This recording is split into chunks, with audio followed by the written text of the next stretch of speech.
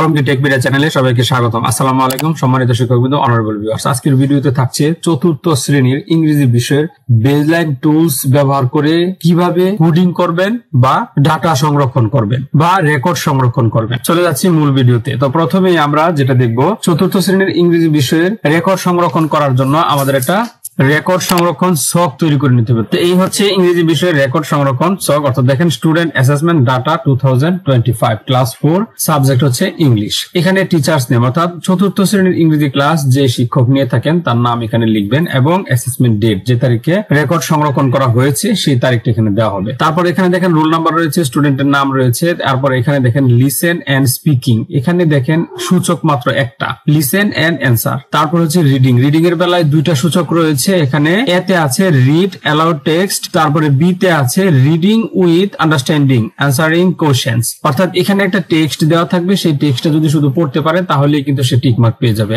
এরপর এখানে টেক্সটের আলোকে কয়টা প্রশ্ন দেওয়া থাকবে, সেই প্রশ্নের উত্তরগুলো যদি দিতে পারে তাহলে এখানে টিক মার্ক পাবে। তারপরে দেখেন এখানে 3 নাম্বার রয়েছে। তারপরে এখানে দেখেন রয়েছে রাইটিং, রাইটিং এর বেলায় দেখেন কয়টা 1 2 3 4 5টা সূচক রয়েছে।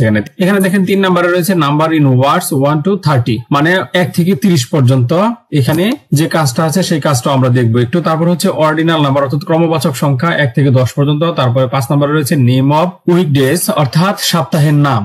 তারপরে হচ্ছে 6 নাম্বার মেকিং সেন্টেন্স, 7 নাম্বার হচ্ছে ডেইলি রুটিন 5 সেন্টেন্স। এখন আমরা লিসেনিং এন্ড স্পিকিং এ যে একটা সূচক রয়েছে লিসেন এন্ড অ্যান্সার, এটাতে আমরা চলে যাব। এটার জন্য আমরা বেসলাইন টুলসটা ওপেন করে নেব। তো বেসলাইন টুলসে চলে যাই। এই হচ্ছে চতুর্থ শ্রেণীর স্টুডেন্ট অ্যাসেসমেন্ট অর্থাৎ বেসলাইন টুলস, বিষয় হচ্ছে ইংলিশ। তারপরে এখানে দেখেন স্কুলের নাম স্টুডেন্ট লিখবে, তারপরে স্টুডেন্টের নাম স্টুডেন্ট নিজে লিখবে, উপজেলার নাম স্টুডেন্ট লিখবে, সেকশন যদি থাকে লিখবে, রোল নাম্বার লিখবে। দেখেন এখানে 1 নম্বরে রয়েছে লিসেন এন্ড অ্যান্সার, এখানে এ হবে আর কি, হোয়াটস ইউর নেম, তোমার নাম কি। শিক্ষক এখানে প্রশ্ন করবেন, শিক্ষার্থী যদি সবগুলো উত্তর দিতে পারে অর্থাৎ A B C D E, এখানে 5টা প্রশ্ন রয়েছে। এই 5টা প্রশ্ন শিক্ষক কিন্তু জিজ্ঞেস করবে, শিক্ষার্থী মুখে মুখে উত্তর দিবে। যদি সবগুলো প্রশ্নের উত্তর দিতে পারে তাহলে টিক মার্ক পেয়ে যাবে, আর যদি একটাও বাকি থাকে তাহলে ক্রস মার্ক দিয়ে সেখানে উল্লেখ করে দিতে হবে কয়টার উত্তর দিতে পারেনি। তাহলে চলেন এটার একটু আমরা রেকর্ড সংরক্ষণ করে আসি।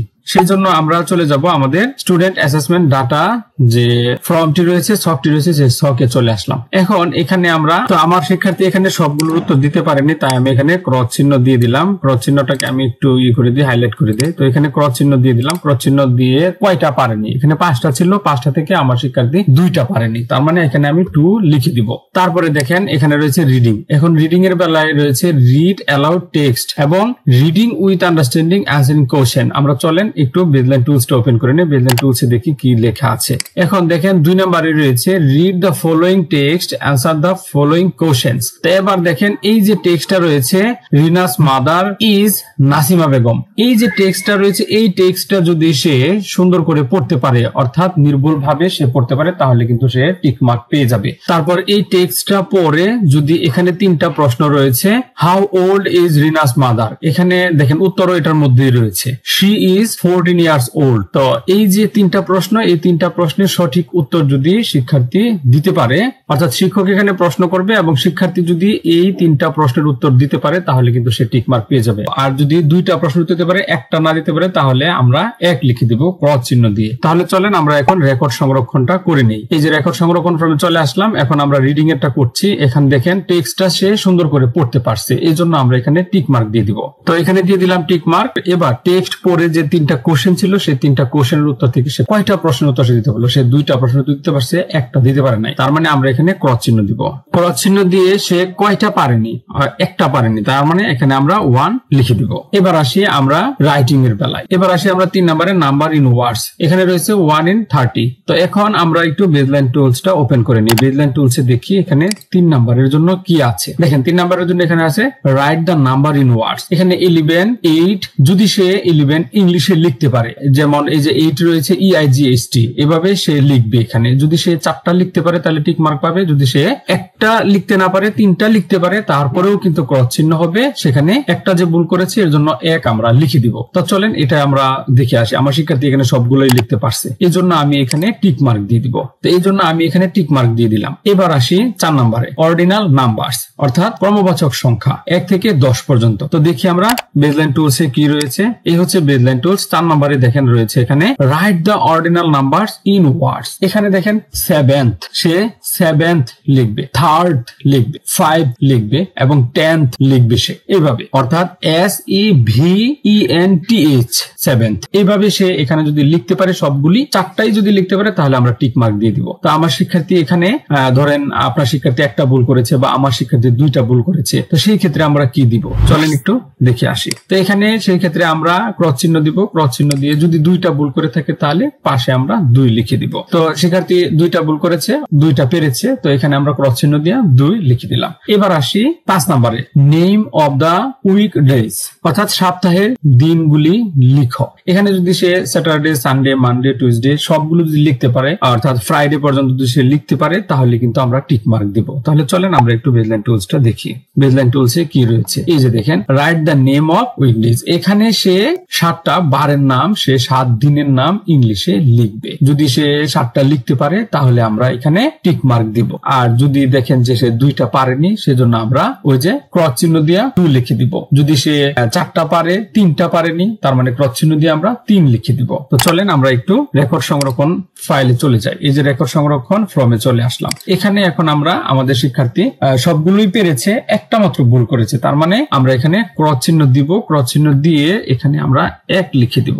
তো ক্রস চিহ্ন দিয়ে আমি এখানে 1 লিখে দিলাম, অর্থাৎ 7টা থেকে সে 6টা বারের নাম লিখতে পারছে, একটা ভুল করেছে, এজন্য আমি ক্রস চিহ্ন দিয়ে 1 লিখে দিলাম। এবার মেকিং সেন্টেন্স, সে বাক্য তৈরি করবে। কিছু শব্দ দেয়া আছে সেখানে, চলেন কি কি শব্দ দেয়া আছে দেখি। চলে আসলাম বেজলাইন টুলসে। এবার দেখেন 6 নম্বরে making sentence using the given words. এখানে লাইব্রেরি, গার্ডেন, ওয়াশ এই 3টা শব্দ রয়েছে। এখন এই 3টা শব্দ দিয়ে 3টা বাক্য তৈরি করতে বলছে। যদি সে 3টা বাক্যই তৈরি করতে পারে তাহলে সে টিক মার্ক পেয়ে যাবে। তো আমার শিক্ষার্থী এখানে 3টা বাক্যই তৈরি করতে পেরেছে, তাই আমি তাকে টিক মার্ক দিয়ে দিব।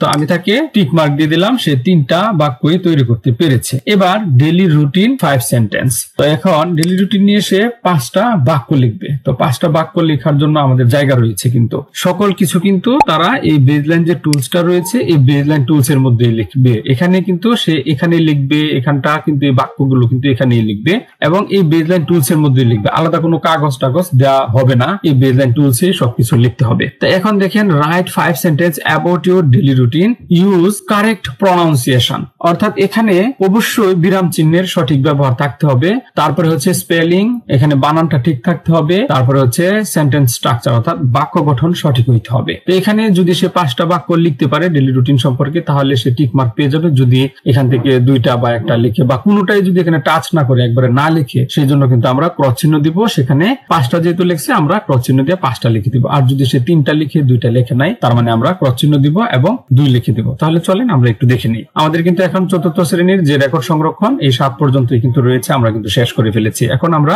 কোডিং এ চলে যাই, আমরা কোডিংটা করে দেই। এই হচ্ছে কোডিং ফর্মে চলে আসলাম। এখন আমার শিক্ষার্থী হচ্ছে 5টা থেকে পেরেছে 3টা, 2টা পারেনি। তো এই জন্য আমি ক্রস চিহ্ন দিব। ক্রস চিহ্ন দিয়ে এখানে 2 লিখে দিব। আমি ক্রস চিহ্ন দিয়ে 2 লিখে দিলাম। এখন এখানে কিন্তু আমি একটা স্টুডেন্টের কাজ দেখালাম সবাইকে। আপনারা সবগুলো স্টুডেন্টের কাজ এভাবেই করবেন এবং আমাকেও ঠিক এভাবেই করতে হবে। এবং সব কাজ শেষে আপনি অবশ্যই নিচে এই যে মূল্যায়নকারী বা বিষয় শিক্ষকের স্বাক্ষর এবং প্রধান শিক্ষকের স্বাক্ষর দিয়ে এটা সংরক্ষণ করতে হবে। আশা করছি আজকে 4র্থ শ্রেণীর ইংরেজি বিষয়ের রেকর্ড সংরক্ষণ বা কোডিং কিভাবে করবেন বিষয়টা বুঝতে পেরেছেন। পরবর্তীতে 5ম শ্রেণীর ইংরেজি বিষয়ে কোডিং বা রেকর্ড সংরক্ষণ কিভাবে করব সেই ভিডিও আসবে। আশা করছি চ্যানেলটি সাবস্ক্রাইব করে পাশে থাকা বেল বাটনটি অন করে রাখবেন। ভালো থাকবেন, সুস্থ থাকবেন এবং নিরাপদে থাকবেন। ধন্যবাদ সবাইকে।